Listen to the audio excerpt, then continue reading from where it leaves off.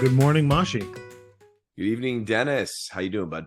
I'm good. I'm good. Coming towards the end of the day, although the evenings are getting a little longer here, which is always appreciated as we move out of the wake up in dark, come home in dark phase of the year here in Ireland. You guys don't do time change there, do you? We do. We have daylight savings. I wish we didn't. We got to get But rid of it. we do. They're talking about getting rid of it here, and I Well, it's not like Arizona doesn't have it, for example, right? Like some states don't have it already. I think you've named the one. Is it just Hawaii might Arizona? not. Hawaii and Arizona, I think, are the two. But Hawaii, I mean, come on. All right. I mean, it's just out there. Dennis, I got a good one, and Mhm. I've used a lot of fiction-based quotes. Yes, And I would say almost today- exclusively. Yeah, today it's going to be a real life quote made by a real life person who played a real life fictional character that was incredible in my youth. Okay. Dennis, I don't know if anyone watching knows, I have gone off the deep end back into WWE, WWF. Yes. Well, you're not. And You're I not. love- You're not super off the deep end. Like you're not going to WrestleMania. Oh, you're right. I'm not going to WrestleMania, by which you mean I'm not just going to WrestleMania. I'm going Yes. to the SmackDown before WrestleMania. Then I'm going to the 2 days of WrestleMania, and then I'm staying an extra day and going to Raw after WrestleMania. They do Monday Night 4 Raw the day after WrestleMania. That's nuts. Dude, 4 consecutive nights of wrestling. Oh my god. It's All right. incredible. Oh, Carrie sent Sasso and I this thing where she was joking with her nail guy about us getting our nails done with the WWE logo. And Mhm. John just messaged me. He goes, "I'm in if you are." I'm like, "Are you daring me, dude? I will get my nails done. Are you kidding me?" Oh my god. I gotta see that. Now he's trying to talk me into dyeing my hair red. Like Well, you got to just do the tips. blue, then like white, I guess, then red, right? That's the way. No, You gotta... He wants red because that's what the Usos do, one of the tag teams. Oh Anyway, yeah. I'm considering it. But one of the things about wrestling and wrestlers is drug use and alcoholism rampant, just rampant. And Yeah, all these it's not- wrestlers, Yeah, wrestling isn't USADA vetted the way like UFC and boxing are, right? yeah. I mean, well, now there's steroid testing. I think they don't test, and they test for everything. I think but marijuana. Like there's a guy right now who failed his drug test. And was like, "What? Smoking weed?" And it was like, "No, it was a bunch of Molly and acid." It's like, okay, that's a little different. A little spicier, yeah. Yeah, but the golden era of WWE, of course, my youth, and one of the wrestlers from that era, you may or may not know, was a wrestler named Razor Ramon, and he was kind of a Razor Ramon. you don't know you do, No. dude. Razor Ramon was incredible. He was so over. Scott Hall's his real name, and he was kind of a riff on Al Pacino in Scarface. Hey, Okay. Chico, and he would say like, "Say hello to the bad guy." Now, Scott Hall had a great career, Hall of Famer, WCW, reinvented wrestling with Hogan being a bad guy. He joined the Outsiders, Scott Hall and Kevin Nash, all this stuff, but horrible battles with alcoholism. Terrible. And there's a lot of stories about it. And he eventually, actually, another wrestler got him into yoga, DDP yoga, and turned his life around. Tragically died a few months ago. Very tragically died. Routine surgery, and we just lost him. He had an aneurysm or his heart. He went to cardiac arrest. And it was very unexpected and it wasn't supposed to happen. And boom, he's gone. But his whole moniker is he was the bad guy. And during his Hall of Fame acceptance speech, he gave a speech and he had finally conquered his alcoholism for the time. It's always a process.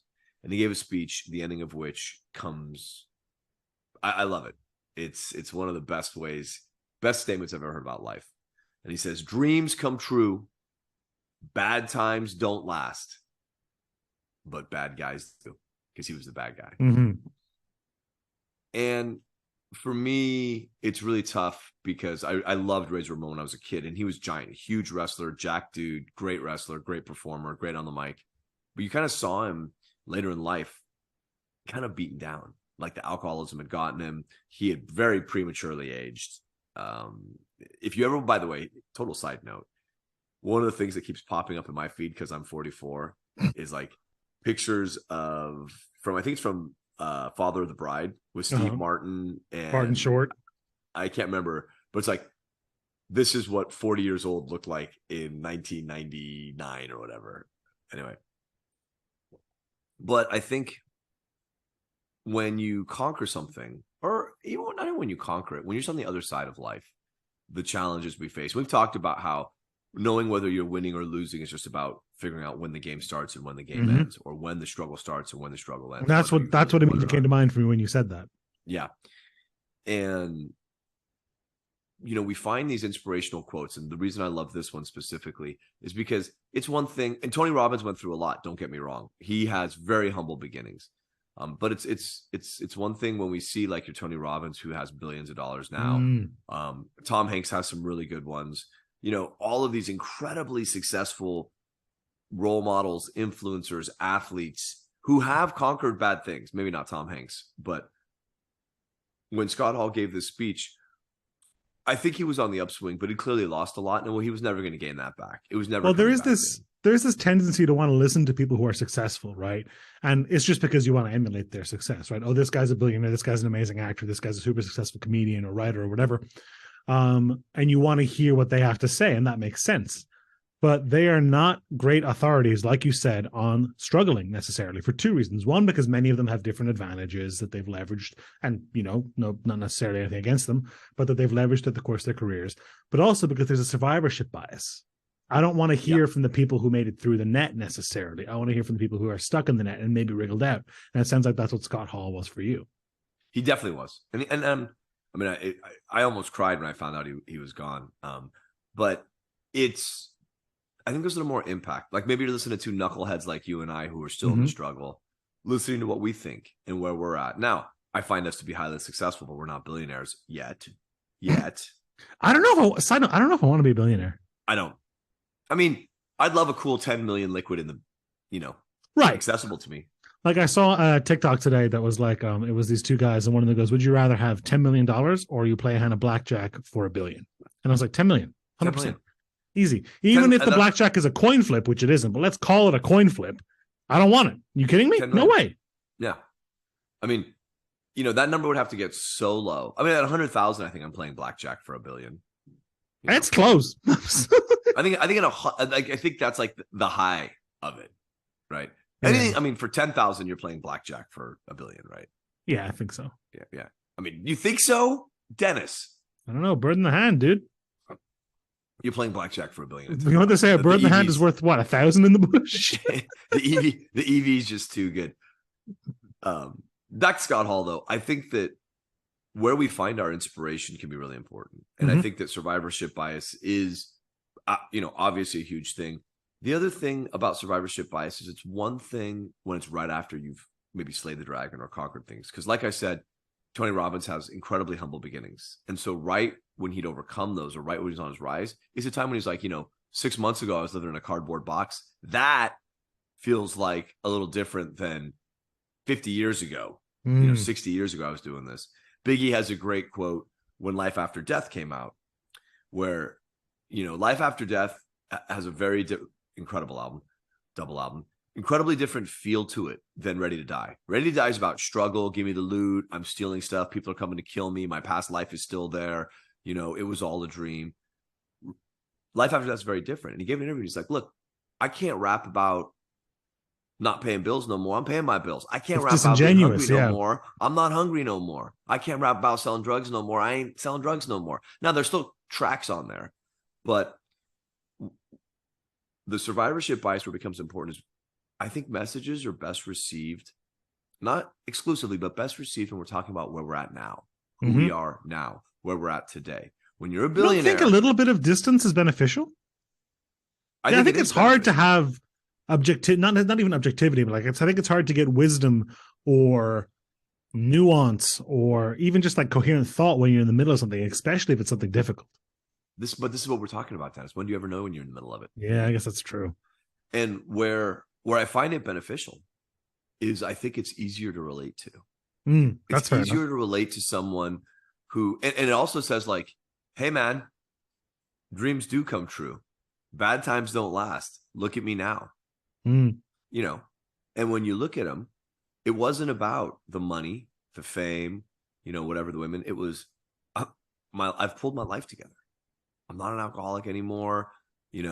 This world is still open to me. I'm still a celebrity in the wrestling world. And that is success. We all determine what success looks like for us. For most of us at a young age, it's $1 billion. For you and I now, it's not. I would not want to be a billionaire. Straight up. I just don't want the responsibility. I don't know that. So it's been said many times now, like no billionaire is a good person. And I don't know that that's wrong. You have so much money and so many resources that you're never going to use in your life. Why do you have it? I don't think I disagree with you. I don't think I take it. I don't think I want it. Like you said, cool 10 million liquid in the bank. Okay, now we're talking. Yeah. But I mean, I'd like 100, but I'll settle for 10. You'll settle for 10. I don't think. I think it is important what you said, that like the idea is it almost makes you feel defensive, right? When someone who's really successful talks about struggles, or they know what it's like, because like, no, you don't. And that's a reflex, right? And so it's probably a little bit overly strong, but it does have this sort of veneer of like disingenuous to it. Whereas when you look at like you talk about Scott Hall talking about, dreams do come true, bad times don't last. He's not at his peak when he's saying that, right? No. And that's much more potent. But I guess he is at his peak. He's not at his peak for you and me, or what we think. Right. Maybe he's at his peak for Scott. Yeah. I mean, when he's one of the biggest stars in the WWF, and at one point he was very over. He was probably a raging alcoholic and struggling with that. And he's not going to look back at that time in his life and go fondly, yeah, that's true. If I could only get back to there. And I think that, we are the authors of our own story. Now, that story is written passively until we take control of it, whether it's through, and we've talked about this, whether it's through meditation, whether it's through affirmations, whatever it is, whatever story you're telling yourself in your head, your subconscious is writing it, or your conscious can write it. Circumstance can dictate your life, or you can dictate circumstance. There's a lot of ways you take control of that. And I think that's where, again, you start to decide where the story starts, where the story ends. Every arc, obviously I'm a big fiction reader, anime and stuff like that. Every arc starts and ends where you decide it starts and ends. Right. And I have that same pull. I do have a tendency to try and break my life into chapters based on big life events, but that is completely arbitrary. That you're picking one thing as being the end of something and being the beginning of a new one. It is. And it's very easy to think you're right in the middle of something when it's bad, and to think you're at the end of something when it's good, when those aren't necessarily the truth. And when that starts to come into focus, you start to understand the end of his quote, which is, bad times don't last, but bad guys do. Because no matter what, no matter where you start the story, where you end the story, where each arc lands, there's one constant: the protagonist. You. Mashi. Wherever you go, there you are. I just watched that clip last night. Well, look, dude, I hope you go into your day to day and you be a bad guy. I guess that's my well, no matter what, I'm going to be a bad guy, because they endure. They last. They endure. Bad guys Dreams endure. come true. Bad times don't last, but bad guys do. Have a good morning. Have a great evening.